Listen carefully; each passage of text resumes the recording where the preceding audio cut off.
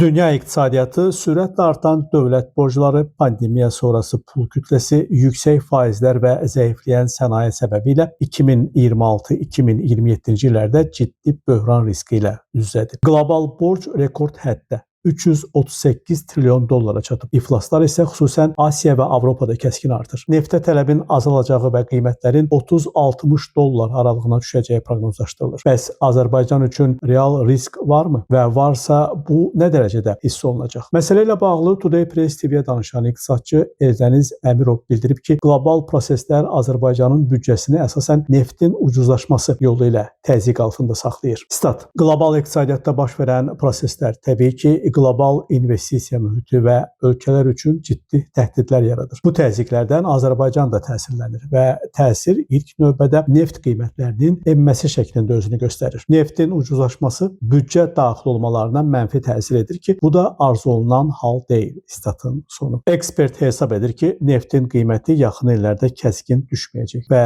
büdcə üçün ciddi risk gözlənilmir. Stat: Bununla belə qarşıdakı bir neçə il ərzində neft qiymətlərinin təhlükəli dərəcədə azalacağını gözləmirəm. Cari vəziyyət büdcə gəlirlərinə müəyyən mənfi təsir göstərsə də, büdcənin icrası baxımından ciddi bir risk görünmür. 2026-cı ildə olduğu kimi 2027-2028-ci illərdə də neft qiymətinin təxminən 60 dollar ətrafında olacağı, bəzən bir qədər aşağı düşsə də 50 dolların altına enməyəcəyi ehtimal edilir. Statın sonu. Eldəniz Əmirov sonda əlavə edib ki, belə şəraitdə büdcənin icrasında problem gözlənilmir. Stat: Hətta 2027-ci ilin büdcəsi hazırlanarkən transferlərin həcminin müəyyən qədər artırılması da mümkün ola bilər. Amma bütün hallarda manat üzərində təzyiqin onun taleyi ilə bağlı qeyri-müəyyənlik yaratmasını düşünmürəm. Statın sonu. Jalə Rövşən, Namiq Abbasov, Today Press TV.